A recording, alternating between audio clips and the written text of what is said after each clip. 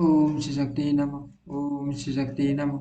ओम श्री शक्ति नमः। ओम श्री शक्ति नमः। सनातन मोक्ष मार्ग और मंत्र दीक्षा का वर्णन। राजा दिलीप ने पूछा, भगवान आपने वर्णाश्रम श्रम धर्म तथा नित्य नैमित्तिक कर्मों से संपूर्ण धर्मों का वर्णन किया। अब मैं सनातन मोक्ष मार्ग का वर्णन सुनना चाहता हूँ, आप उसे सुनाने की कृपा करें। संपूर्ण मंत्रों में कौन सा ऐसा मंत्र है जो संसार रूपी रोग की एकमात्र औषध हो। सब देवताओं में कौन कौन मोक्ष प्रदान करने वाला शेष देवता है, ये सब बताइए। वशिष्ठ जी बोले, राजन, प्राचीन काल की बात है। यज्ञ और दान में लगे रहने वाले संपूर्ण महर्षियों ने ब्रह्मा जी के पुत्र मुनिश्रेष्ठ नारद जी से प्रश्न किया, भगवान, हम किस मंत्र से परम पद को प्राप्त होंगे। महाभाग, यह हमें बताइए, हमारे ऊपर कृपा कीजिए। नारद जी ने कहा, महर्षियों, पूर्व काल में संकारी योगियों ने एकांत में बैठे हुए ब्रह्मा जी से परम दुर्लभ मोक्ष मार्ग के विषय में प्रश्न किया। तब ब्रह्मा जी ने कहा, संपूर्ण योगी जन परम उत्तम मोक्ष मार्ग का वर्णन सुने। बड़े सौभाग्य की बात है कि आज मैं इस अद्भुत रहस्य का वर्णन करूंगा। समस्त देवता भी, तपस्वी ऋषि भी इस रहस्य को नहीं जानते। सृष्टि के आदि आदि में अविनाशी भगवान नारायण मुझ पर प्रसन्न हुए। उस समय मैंने उन पुराण पुरुषोत्तम से पूछा, भगवान, किस मंत्र से मनुष्य का इस संसार से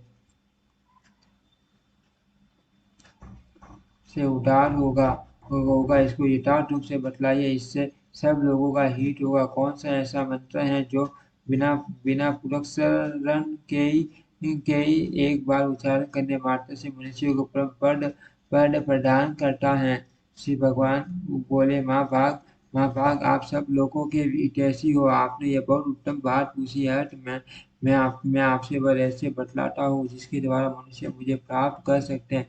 लक्ष्मी और नारायण, ये दो दो परतंत्र लक्ष्मी और नारायण ये दो मंत्र रतन शरणागत जनों की रक्षा करते हैं। सब मंत्रों की अपेक्षा ये शुभ कारक है। एक बार स्मरण करने मात्र से ये परम पद प्रदान करते हैं। लक्ष्मी नारायण मंत्र सब फलों को देने वाला है। जो मेरा भक्त नहीं, वह इस मंत्र को पाने का अधिकारी नहीं है। उसे इतने दूर रहना चाहिए। ब्राह्मण, क्षत्रिय, वैश्य, स्त्री, शूद्र तथा इतर जाति के मनुष्य भी यदि मेरे भक्त हो तो वे सभी इस मंत्र को पाने के अधिकारी हैं। जो शरण में आए वो मेरे सिवा दूसरे का सेवन न करते हो अथवा तथा अन्य किसी साधक का आश्रय न लेते हो, ऐसे लोगों को इस उत्तम मंत्र का उपदेश देना चाहिए।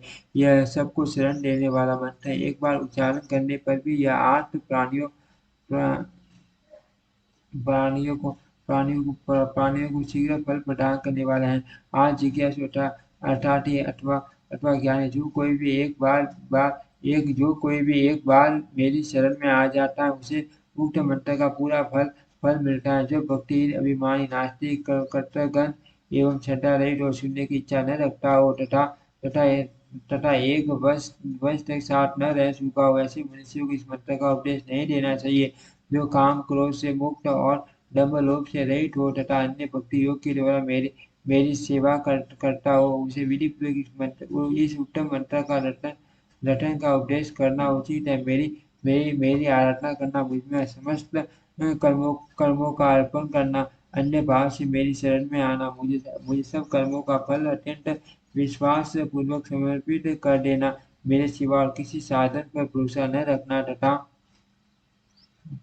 अपने लिए किसी वस्तु का संग्रह न करना, ये सब शरणागत भक्त के नियम हैं। ऐसे गुणों से युक्त पुरुष को इस उत्तम मंत्र का उपदेश देना चाहिए। उक्त मंत्र का मैं सर्वव्यापी सनातन नारायणी ऋषि हूँ। लक्ष्मी के साथ मैं इसका देवता हूँ, अर्थात वात्सल्य रस के समुद्र, संपूर्ण लोगों के ईश्वर, श्रीमान, सुशील, सुभग, सर्वज्ञ, सर्वशक्तिमान, निरंतर, पुण्यकाम, सर्वव्यापक, सबके बंधु और कृपामयी, सुधा के सागर, लक्ष्मी सहित मैं नारायण ही इसका देवता हूँ। अतः मेरी अनुगामिनी लक्ष्मी देवी के साथ मुझे विश्व रूपी भगवान का ध्यान करना चाहिए। अपनी इंद्रियों को वश में करके पवित्र हो उक्त मंत्र रत्न द्वारा गंध पुष्प आदि निवेदन करके शंख चक्र गदा और पंच धारण करने वाले दिव्य रूपधारी मुझ विष्णु का मेरे वामांक में विराजमान लक्ष्मी सहित पूजन करे। प्रजापति, इस प्रकार एक बार पूजा करने पर भी मैं संतुष्ट हो जाता हूँ।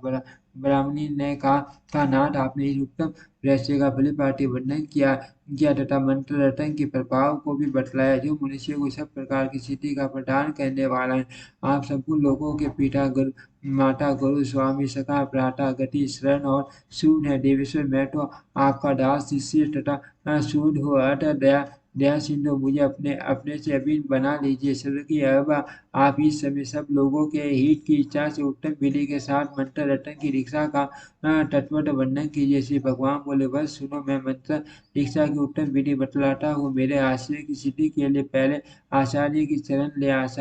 आचार्य ऐसे होने चाहिए जो वैदिक ज्ञान ज्ञान से संपन्न, मेरे भक्त, द्वेष रहित, मंत्र के ज्ञाता, मंत्र के भक्त, मंत्र की चरण लेने वाले, पवित्र ब्रह्म विद्या के विशेष के, मेरे भजन के सिवा और किसी साधन का सहारा न लेने वाले, अन्य किसी के नियंत्रण में न रहने वाले, ब्राह्मण, वितराग, क्रोध, लोभ से शून्य, सदाचारी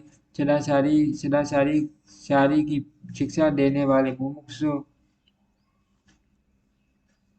मुमुक्षु तथा परमार्थ बेटा हो, ऐसे गुणों से युक्त पुरुष को कोई आचार्य कहा गया है। जो आचार्य की शिक्षा दे, उसी का नाम आचार्य है। जो आचार्य के अधीन हो, उनके अनुशासन में मन लगाए और आज्ञा पालन में स्थित हो, उसे ही साधु पुरुषों ने शिष्य कहा है। ऐसे लक्षणों से युक्त सर्वगुण संपन्न शिष्य को विधि पूर्वक उत्तम मंत्र रटन का उपदेश करे। द्वादशी को सर्व नक्षत्र में या वैष्णव के बताए हुए किसी भी समय उत्तम आचार्य की प्राप्ति होने पर दीक्षा ग्रहण करनी चाहिए। वशिष्ठ जी कहते हैं, इस प्रकार मंत्र रटन का उपदेश पाकर तीनों लोकों के सामने ब्रह्मा जी ने मुझको और नारद जी को भी उक्त मंत्र का उपदेश दिया। तत्पश्चात नैमिष सारण्यवासी शौनकादि महर्षियों को नारद जी ने इस मंत्र का उपदेश दिया, जो शरणागतों की रक्षा करता है। राजेश महर्षि भी इस गुह्यतम मंत्र को नहीं जानते। लक्ष्मी और नारायण, ये दोनों मंत्र परम रहस्य में है। इन दोनों से श्रेष्ठ दूसरा कोई मंत्र नहीं है। इन दोनों से श्रेष्ठ धर्म संपूर्ण लोगों में कोई नहीं है। ब्रह्मा जी ने पूर्व काल में 3 बार सत्य की प्रतिज्ञा करके कहा था, मनुष्य को मुक्ति प्रदान करने के लिए भगवान नारायण से बढ़कर दूसरा कोई देवता नहीं है। इनकी सेवा ही संपूर्ण शुभाशुभ कर्मों का मूल से शेर करने वाला मोक्ष है।